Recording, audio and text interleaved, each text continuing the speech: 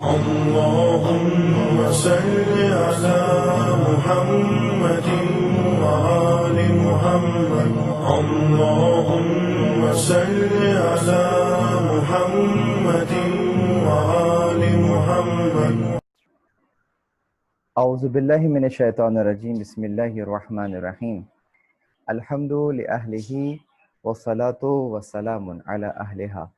الحمد للہ الذی جعلنا من المتمسکین بالقرآن الکریم وبولایت امیر المؤمنین وائمۃ المعصومین علیہم السلام.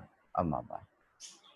عقائد امامیہ کے باب میں کی جانے والی گفتگو کا یہ آخری مرحلہ ہے اور اس کا یہ دوسرا حصہ. ہماری گفتگو گو کہ عزاداری کے عنوان سے ہے، لیکن اس کے ذیل میں ہم اس کے حقیقی واقعات کی طرف نظر کرنا چاہیں گے. اور اس سے پہلے ہم نے مقدماتی بحث میں قصہ گوئی کو عنوان بنایا ہے کہ کس قسم کی قصہ گوئی اور کس قسم کی شاعری کو اللہ نے پسند کیا ہے اور کس کو شدید ناپسند کیا ہے. تو اپنی گفتگو کو وہیں سے جوڑتے ہیں کہ جہاں سے ہم نے سلسلے کو روکا تھا، اور ہم یہ دیکھتے ہیں کہ پروردگار عالم نے جہاں انسان کو اشرف المخلوقات بنایا، وہاں اس میں یہ صلاحیت رکھی ہے کہ یہ اپنے کمال کی طرف رشد کرے اور اشرف ہو جائے. اسی لیے اس کو ہر زندگی کے شعبے میں خدا کی رہنمائی، خدا کی طرف سے ہدایت اس کے لیے ضروری قرار دی، اور ہر اس شے کو اس کے لیے ممنوع قرار دیا کہ جو کہ اس کی تفکر اور تدبر کے اوپر پردہ ڈال دے یا اس کو کسی خیالی دنیا کی طرف لے جائے. پروردگار عالم نے اس قسم کے قصہ گو، یعنی کہ جو ایسا قصہ گو کہ جو کہ انسان کو اس کی روش سے ہٹا دے، اس کے مشن سے دور کر دے، تو ایسا قصہ جو خیالات کی دنیا میں لے جائے اور خیالی دنیا میں ہی اس کو رہنے دیا جائے، تو ہم نے دیکھا کہ یہ ایک نامناسب روش ہے. جبکہ اس کے برعکس قرآن کریم میں جن قصوں کا بیان ہوا، اس میں ہمیں نظر آیا، قرآن کریم میں جن قصوں کا بیان ہوا ہے، یقیناً اس میں اس انداز سے چیز نظر آتی ہے کہ کس طریقے سے، کس انداز سے ہم یہ دیکھیں گے کہ ان قصوں میں پازیٹیو کریکٹرز اور نیگیٹو کریکٹرز کا بیان ہے، تاکہ انسان پازیٹیو کریکٹرز کو دیکھ کر دل میں شوق پیدا ہو کہ میں بھی ان جیسا کام کروں گا، اور میں چاہوں گا کہ اپنے نفس کے اندر یہ کمال پیدا کر سکوں.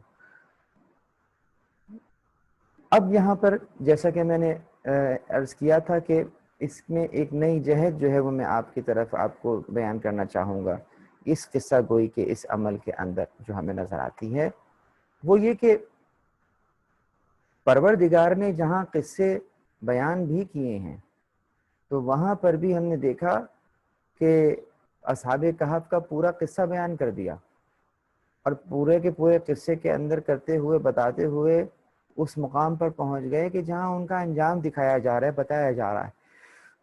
تو وہاں جب ایک موقع یہ آیا ان لوگوں کا قصہ بیان کرتے ہوئے، یا یوں کہیے کہ جب لوگوں کو بیان کیا جا رہا ہو، یا لوگوں نے جب پوچھا کہ وہ کتنے تھے، تو قل کہا اعلم بعدتہم، کہ قل ربی اعلم بعدتہم ما یعلمہم الا قلیل.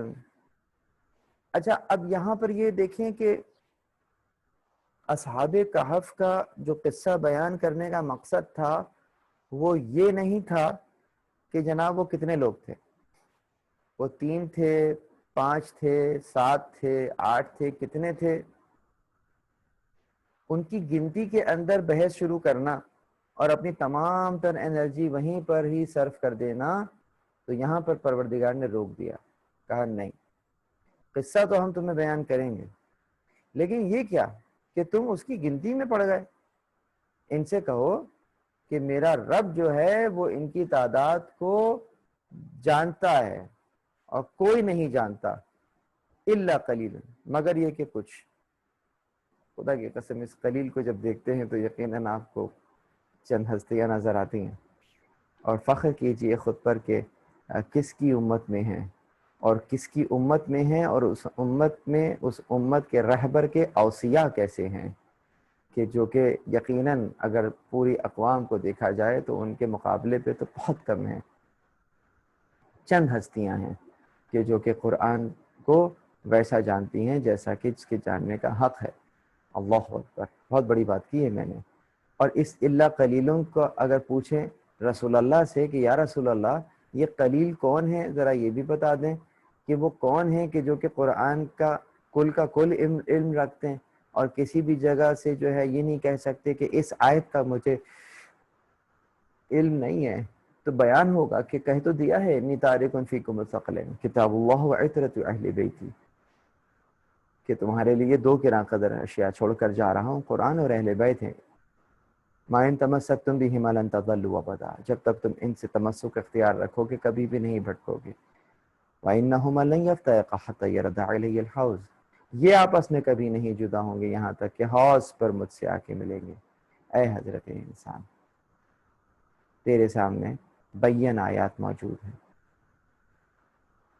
تو قرآن کریم میں سورہ کہف میں ہمیں نظر آتا ہے کہ اس جگہ روک دیا کہ یہ نہیں، ایسا ڈسکشن نہ کریں۔ کیوں؟ اس لیے کہ آپ کی توجہ نفس مضمون پر ہونے چاہیے۔ کس طریقے سے اصحاب کہف نے اپنے وقت کے طاغوت کے خلاف آواز اٹھائی، اپنی کمزوری اور اپنے عدد میں کم ہونے کے باوجود انہوں نے کس طریقے سے اپنی ذمہ داری پر عمل کیا۔ ان میں سے موجود جو میکسیملین ہے وہ تو ایک بہت بڑا عہدہ بھی رکھتے ہیں بادشاہ کے دربار میں، لیکن بہرحال نہ وہ عہدہ انہیں بچائے گا، نہ بادشاہ سے رشتہ داری انہیں بچائے گی۔ ہاں اگر بچائے گی تو کیا، وہ فقط خدا کی وحدانیت اور خلوص کے ساتھ اس کو ماننا یہ بچائے گا، خلوص کے ساتھ خدا کے بھیجے ہوئے ہادیان کی اوپر ایمان لانا اور ان کی پیروی کرنا انہیں بچائے گا۔ کس انداز سے ان اوصیاء کی وصیتوں پر عمل کیا جائے یہ میکسیملین کو بچائے گا۔ اور بھی جس میں دوسرے لوگ موجود تھے انہوں نے بھی ایک دوسرے کا حق میں ساتھ دیا، انہوں نے لشکر نہیں دیکھا، انہوں نے کوئی اپنا ذاتی مفاد نہیں دیکھا، لیکن زندہ دل جوان تھے، اپنے آپ کو طاغوت کے حوالے نہیں کر سکتے تھے، ذلت کا راستہ اختیار نہیں کر سکتے تھے۔ فرزند زہرا نے بھی یہی کہا تھا، ہیہات من الذلہ، ذلت ہم سے دور ہے۔ اگر موت ایک طرف موت کا راستہ ہو اور ایک طرف ذلت کا راستہ ہو تو بس یہ بات طے ہے کہ ہمیں موت کا راستہ قبول ہے، لیکن ذلت اس وقت بھی جو ہے وہ نہیں چاہیے۔ تو سوال یہاں یہ ہے کہ کربلا، اب اگر کربلا کو واقعہ کہا گیا تو اس واقعے کے بیان کرنے کا مقصد کیا ہوگا؟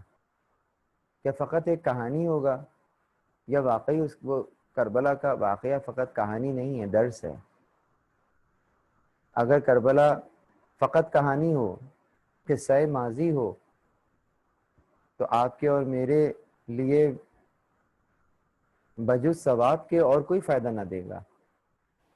جن لوگوں نے اسے فقط کہانی سمجھا تو وہ فقط اس کی ظواہرات کے اوپر بس وہ اس چیزوں میں پڑ گئے، اور ٹھیک ہے عقیدت ہے سب کچھ، لیکن بہرحال اس سے انہوں نے کوئی درس نہیں لیا، اور اس واقعے کو بیان کرنے کو فقط ایک رسوماتی انداز سے اس کو بیان کیا گیا، جبکہ عزاداری خصوصیت کے ساتھ، واقعہ کربلا کا بیان کرنا خصوصیت کے ساتھ، یہ کوئی قصہ گوئی نہیں ہے فقط، یہ کوئی رسوماتی شے نہیں ہے، بلکہ دستوری شے ہے۔ کربلا سے رسم کو نہیں لینا ہے، کربلا سے عزم کو لینا ہے۔ رسم نہیں لینی ہے، عزم لینا ہے۔ کربلا یوں کہہ لیجئے کہ رسم نہیں ہے، کربلا عزم ہے۔ عزم یوں کہہ لیجئے کہ رمز ہے کربلا۔ کربلا بزم نہیں ہے، کربلا عزم ہے۔ کربلا رسم نہیں ہے، کربلا رمز ہے۔ رمز حسینی ہے، عزم زینبی ہے۔ کربلا میں دو انداز کے جہاد ہم نے اپنی آنکھوں سے دیکھے، ایک تلوار کے ذریعے جہاد ہے اور ایک تلوار کے بغیر جہاد ہے۔ تلوار کے ساتھ جہاد آسان، تلوار کے بغیر جہاد بہت مشکل ہے۔ تلوار سے فقط روحوں کو جسموں سے جدا کرنا ہے، لیکن تلوار کے بغیر جو جہاد ہے اس میں وہ نجس اور پلید اشخاص کی جنہوں نے تقدس کا لباس اوڑھا ہوا ہے، ان کے چہروں سے وہ نقاب برطرف کرنا ہے۔ کربلا میں جو جہاد ہوا عصر عاشور تک، اس میں تلوار کے ذریعے سے یہ کام انجام دیا گیا، لیکن یوں کہہ لیجئے کہ قبائے زیست کو کتر دیا گیا کربلا کے میدان میں۔ لیکن جو راہ کوفہ اور راہ شام اور دربار شام کا منظر ہے، وہاں جو جہاد ہوا، وہاں اب تلوار نہیں نکالنا ہے، وہاں افکار سے کام لینا ہے، وہاں اپنے افکار سے وار کرنا ہے۔ یہاں تلوار سے بھی وار کرنا ہے اور وہاں تلوار سے وار نہیں کرنا، فقط افکار سے وار کرنا ہے۔ اسی لیے ہم نے دیکھا کہ جناب زینب سلام اللہ علیہا اور حضرت امام زین العابدین علیہ السلام نے جس انداز سے درمیان میں خطبے ارشاد فرمائے ہیں، اور خاص کر بی بی زینب سلام اللہ علیہا اور امام زین العابدین علیہ السلام کی جو خطبات رہے دربار شام میں، اس نے شام کا تخت اسی دن الٹ دیا، اور اس کے بعد یزید کو یہ سوچنے پر مجبور ہو گیا کہ مجھے انہیں رہا کر دینا ہوگا۔ گویا یزید اپنے ہی بنائے ہوئے جال میں خود پھنس گیا۔ زنجیر تو آل محمد کو پہنائی، لیکن قیدی خود بن گیا۔ اسی لیے چاہتا تھا کہ اپنا دامن بچا لے۔ بعض سے لوگوں نے کہا کہ یزید تائب ہو گیا تھا۔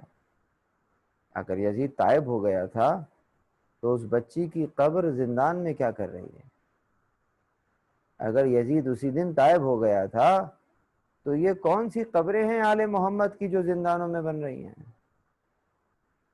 خدا کی قسم، جب کبھی بھی یزید کے لیے کوئی سافٹ کارنر، کوئی نرم گوشہ کسی کے دل میں اس عنوان سے آئے تو بی بی سکینہ کی قبر اس کے منہ پر ایک تماچا ہے۔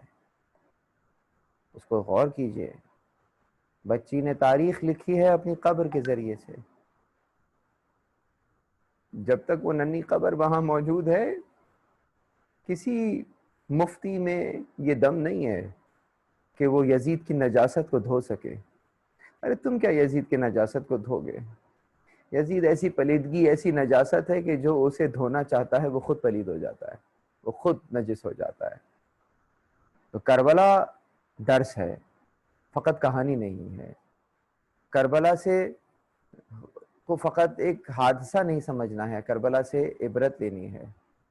یہاں ہمیں حقیقی واقعات کربلا کی طرف نظر کرنی ہوگی، یہاں ہمیں جزیات اور غیر ضروری مباحث میں پڑھنا، اس سے اجتناب کرنا ہوگا۔ ہر وہ کام کہ جس کا فرزند زہرا نے جو قیام کیا، اس کا مقصد جو ہے، اصلاً مقصد اس قیام کا اگر پوچھا جائے کہ کیا یہ اصل مقصد تھا، تو پھر یقیناً آپ اس بحث کو اپنی محفلوں میں جگہ نہ دیں، اپنی مجلسوں میں نہ جگہ دیں۔ آپ مثلاً بحث کر رہے ہوں کہ جناب یہ جو بات ہوئی تھی، یہ بات جو ہے یہ اصل جگہ کہاں پہ تھی، یہ والی جگہ تھی یا یہ جگہ تھی؟ ارے کربلا سے قریب جگہ تھی، بس کافی ہے۔ آپ 18 مقامات پہ رکے تھے یا 14 مقامات پہ رکے تھے، یہ تاریخی بحث ہے، تاریخ دانوں کے حوالے کیجئے، ریسرچرز کے حوالے کیجئے، لیکن مقصد کربلا کا اس سے تعلق نہیں ہے۔ فلانا شہزادے کی عمر کتنی تھی، 18 سال تھی یا 28 سال تھی یا 26 سال تھی؟ آپ بضد رہیں گے کہ نہیں 18 سال جب تک نہ ہو ہماری آنکھ سے آنسو ہی نہیں نکلے گا، جب تک ہم صحرے کی لڑیاں نہ دیکھ لیں تب تک تو شیخیں بلند نہیں ہوں گی۔ تو ایسا نہ کیجیے، ایسا نہ کریں، اور اگر ایسا ہے تو ان موضوعات کو زیر بحث ہی نہ لائیں۔ یقین کریں علی اکبر کی مظلومیت میں اس سے کوئی فرق نہیں پڑے گا کہ ان کی عمر 18 ہے یا 28۔ علی اکبر ہے، 18 سال کا ہو تو بھی علی اکبر ہے، 28 سال کا ہو تو بھی علی اکبر ہے۔ میں نے جملہ کہہ دیا، آپ لوگ سمجھ گئے۔ اگر میں اکبر کہہ رہا ہوں تو وہ واقعتاً اکبر ہے، اور پھر ان کے نیچے جو ان کے جو بھائی ہیں وہ ان سے چھوٹے ہیں۔ تو اب اگر وہ 18 سال کے ہیں تو پھر باقیوں کی عمر بھی اسی انداز سے اصغر ہونے کے ناطے تعین کر لیجئے گا بہرحال۔ لیکن یہ کہ یہ واقعے کی جزیات ہیں، کہیں ایسا نہ ہو کہ اس بحث میں پڑھنے کے بعد ہم اصل کربلا کو پیچھے چھوڑ دیں، یہ نہ کیجیے۔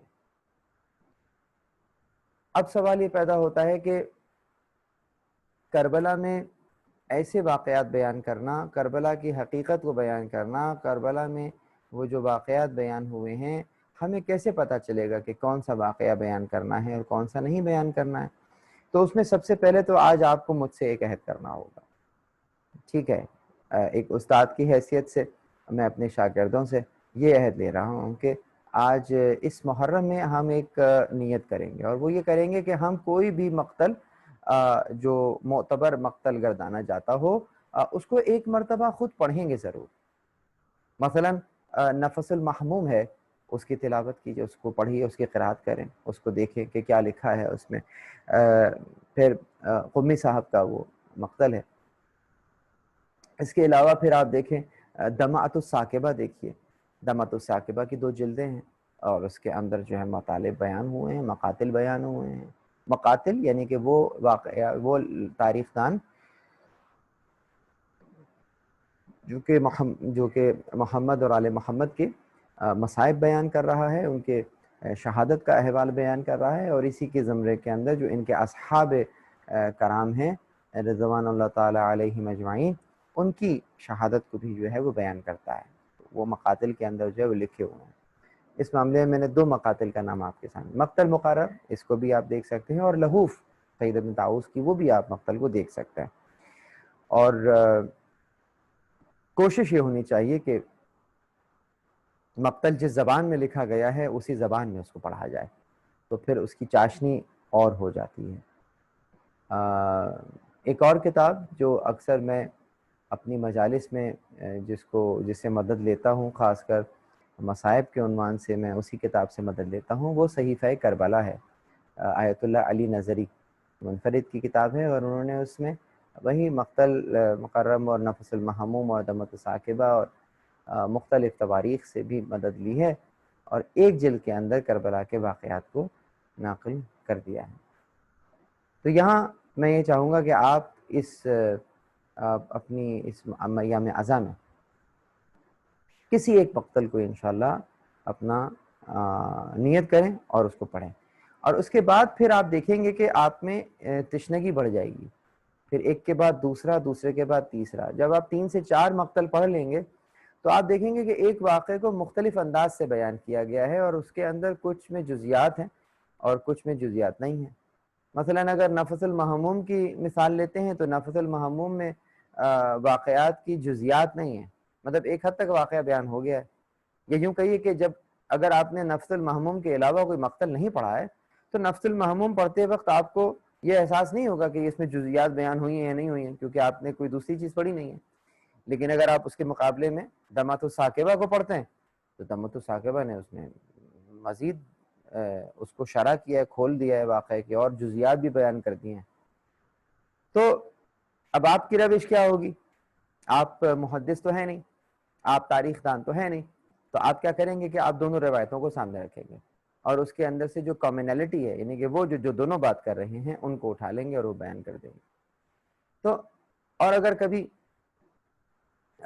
ایسے میں آپ کو تو نام لینے کی بھی ضرورت نہیں ہوگی، آپ بالکل صحیح چیز بیان کر رہے ہوں گے. لیکن اگر آپ نے مثال کے طور پر اسپیسیفکلی ایک ایسی چیز بیان کی کہ جو کہ نفس المحموم میں نہیں ہے، دمۃ الثاقبہ میں ہے، تو پھر وہاں پر آپ کو بیان کرنا پڑے گا کہ یہ جو بات میں کہہ رہا ہوں یہ دمۃ الثاقبہ سے پڑھ رہا ہوں اور یہ یہاں پر ہے. اس کا مطلب یہ ہے کہ ان کے نزدیک جو ہے وہ یہ ثقہ ہے، لیکن یہ کہ راوی جو معتبر ہے اور اس کا راوی جو ہے وہ ثقہ ہے، لیکن جو دوسری طرف ہے نفس المعمون انہوں نے اس کو نہیں لیا.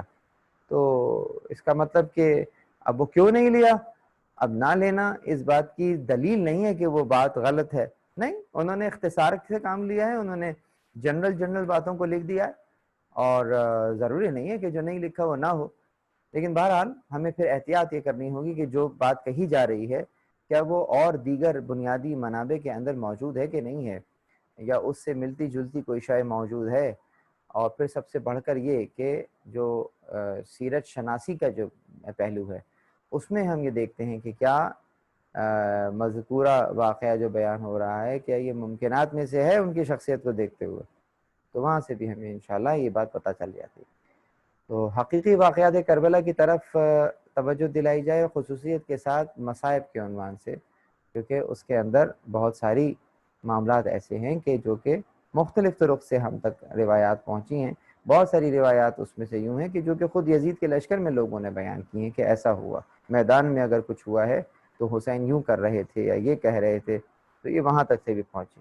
تو ان کو بس صرف ایسے خبر کے طور پہ لیا جا سکتا ہے، لیکن اس پر کوئی عقیدہ نہیں قائم کیجیے گا. بہت توجہ رہے، عقیدہ قائم کرنے کے لیے بہت مضبوط دلیل کی ضرورت ہوتی ہے، دلیل قطعی کی ضرورت ہوتی ہے. مطلب اس کے لیے یوں کہہ لیے کہ قرآن کی آیت ہو اور یا پھر حدیث متواتر ہو. تو بسا اوقات ہم نے دیکھا یہ ہے کہ ایسی روایات سے مدد لے کر عقیدہ بیان کیا جا رہا ہوتا ہے کہ جن روایات کو دیکھ کر فقہ کا کوئی مسئلہ بھی ثابت نہیں ہوتا. یہ جملہ فقہ کے کسی مسئلے کا بیان اگر ہم روایات کو دیکھ کے کرتے ہیں تو کچھ روایات ایسی ہیں کہ ان کی صحت اتنی مشکوک ہے کہ ہم اس روایات کی سائے میں کوئی فقہی مسئلہ نہیں بیان کر پاتے، چاہے جائے گے کہ اس روایات کی بنیاد پر عقیدے کی بنیاد رکھ دی جائے. اور یہ ہو رہا ہے، اس سے بچیں، ایسے بھاگیں جیسے شیر کے ساتھ کے دیکھ کے بھاگتے ہیں.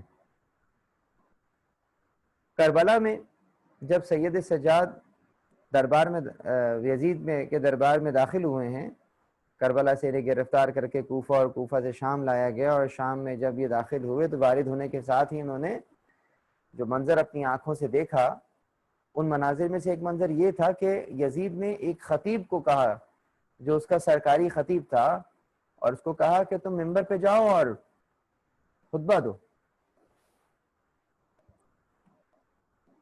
تو یہ گئے وہاں خطبہ دینے کے لیے، ان کے جو درباری مولوی صاحب تھے، اور وہاں جا کے انہوں نے یزید کی تعریف کرنا شروع کر دی، یزید کے اجداد کی تعریف شروع کر دی، اور جو آل محمد ہیں ان کی ہجو شروع کر دی، ان کی شان میں اس نے گستاخی شروع کر دی، اور اس کے بعد اس نے یزید کو اس انداز سے خوش کیا.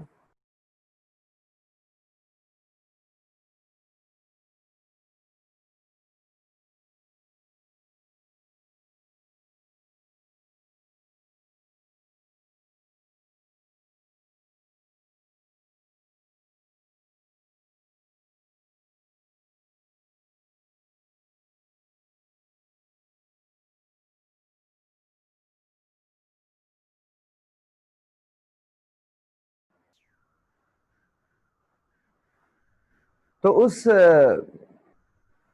خطیب نے کیا کیا کہ یزید کی تعریف کر دی اور آل محمد کی جو ان کی شان میں گستاخی.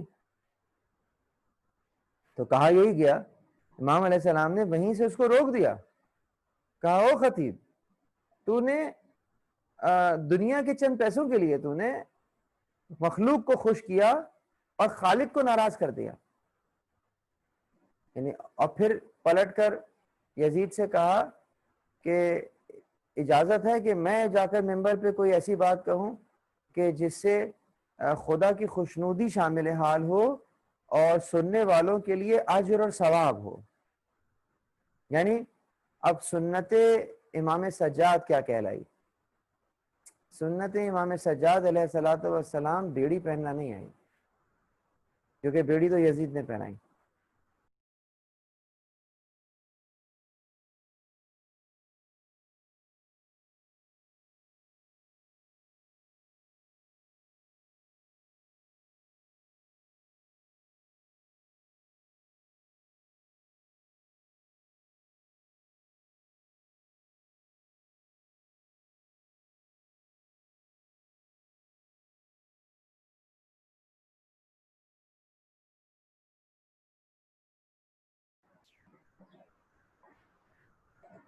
سنت کیا قرار پائے گی؟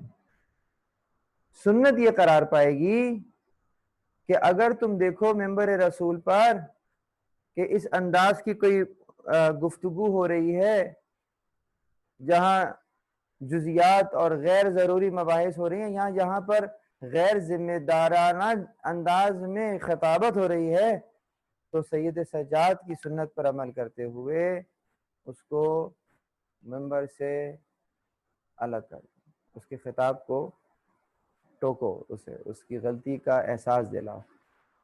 اور اگر کوئی ایسی گفتگو ہو رہی ہے کہ جس سے خدا ناراض ہو رہا ہے، مخلوق تو واہ واہ کر رہی ہے، واہ واہ سبحان اللہ سبحان اللہ، واہ واہ واہ واہ، لیکن اللہ ناراض ہو رہا ہے، وحدانیت پر فرق آ رہا ہے، خدا کی توحید ہل گئی، خدا کے بھیجے ہوئے مقرب بندوں کی توہین ہو گئی، خدا کے مقرب فرشتگان کی توہین ہو گئی، اور اس کی توہین ہو رہی ہے اور لوگ واہ واہ واہ واہ کر رہے ہیں. تو بالکل وہی منظر ہے جو سید سجاد نے کھینچا ہے کہ خدا کی ناراضگی ہے اور مخلوق کی خوشنودی ہے. اور میں ایسی بات کروں کہ جس سے خدا خوش ہو جائے اور مخلوق کے لیے بھی اجر و ثواب ہو. یعنی خطیب ایسا خطاب کرے کہ جس سے مخلوق کو فائدہ پہنچے، اجر اور ثواب پہنچے، اور خدا اس عمل سے راضی رہے. یہ ممبر کا حق ہے، یہ ممبر کا حق ہے. عموماً ہم مصائب میں جب یہ جملے سنتے ہیں نا تو ہم متوجہ نہیں ہوتے، لیکن آج میں نے مصائب کے بغیر یہ جملے آپ کی سماعتوں کی نظر کیے ہیں تو ہمیں نظر آتا ہے کہ کربلا کے جو حقیقی معنی میں واقعات ہیں ان کو بیان کیا جائے، اور پھر مقصد کربلا کو بیان کیا جائے، مقصد قیام امام حسین علیہ السلام کو بیان کیا جائے. ابھی اتفاق ایسا ہے کہ کل ایک صاحب سے میری بات نہیں ہو رہی تھی، لیکن میں نے ان کا کمنٹ سنا، ان کا وائس ٹیکسٹ سنا کہ ارے ہماری کیا مجال ہے کہ ہم مقصد امام حسین کو سمجھ سکیں، اور ہم تو اس کو بالکل بھی نہیں سمجھ سکتے. تو یہ تو بہت بڑا مقام ہے. مطلب وہ عموماً جو تاثر ہے، عجیب بات کہ ان کا مقام کیا ہے وہ ہم نہیں سمجھ سکتے. شاید ایک حد تک یہ والی بات صحیح ہے، لیکن ان کا مقصد ہم نہیں سمجھ سکتے تو پھر تو ہمیں ڈوب کے مر جانا چاہیے. اگر کوئی یہ کہہ رہا ہے کہ میں انہیں نہیں سمجھ سکتا یا میں ان تک نہیں پہنچ سکتا اور میں وہ کام نہیں کر سکتا، تو یہ آپ ان کا کمال بیان نہیں کر رہے ہیں، فقط یہ آپ اپنا نقص بیان کر رہے ہیں، اپنی نااہلی بیان کر رہے ہیں. فقط ان کی اہلیت بیان نہیں کر رہے ہیں، آپ اپنی نااہلیت بیان کر رہے ہیں. تو خود میں اہلیت پیدا کیجئے اور دیکھیے کہ انہی اصحاب میں سے کچھ اصحاب ایسے ہوں گے کہ وہ منا اہل البیت کی منزل پر آ جائیں گے. ذرا آپ سفر تو کیجئے، وادی میں قدم تو رکھیے، اس کے بعد آپ دیکھیں گے کہ وہاں سے لطف کیسا ہوتا ہے. خدا کی قسم امام زمان ہم سے بہت قریب ہیں، بہت قریب ہیں. بسا اوقات آپ جو سوچ رہے ہوتے ہیں نا، اس سوچ کو بھی وہ دیکھ رہے ہوتے ہیں. بہت سے معاملات ہیں لیکن ہم ان سے دور ہیں، وہ ہم سے قریب ہیں، ہم ان سے دور ہیں. امام زمان ہماری محفل کو بھی جانتے ہیں اور ہماری تنہائی کو بھی جانتے ہیں، ہماری تنہائی کو جانتے ہیں. اللہ اکبر، ناظر ہیں، گواہ ہیں.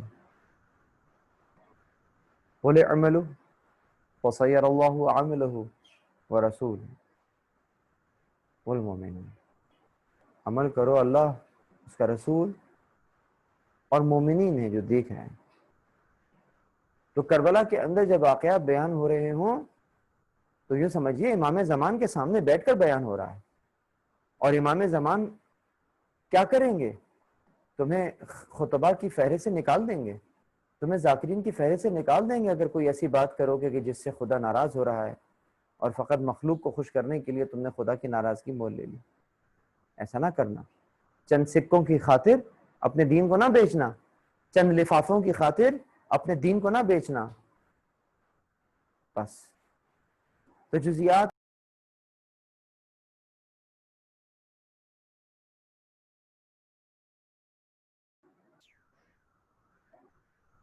جزیات اور غیر ضروری بحث سے اجتناب کیا جائے اور یوں دیکھا جائے کہ کس طریقے سے ہم نے واقعہ کربلا کو لے کر جو ہے وہ اپنی نسلوں تک منتقل کرنا ہے.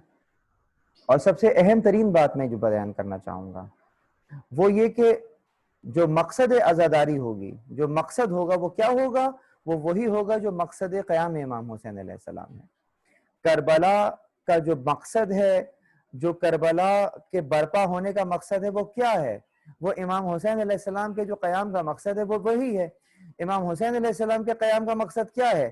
امام حسین علیہ السلام کے قیام کا مقصد ہے کہ انی لم اخرج عشرا ولا بطرا ولا مفسدا ولا ظالما انما خرجت لطلب الاصلاح فی امت جدی اريد ان امر بالمعروف ونهي عن المنکر واسیر بسیرت ابی وجدی واريد واسیر بسیرت جدی و ابی علی ابن ابی طالب.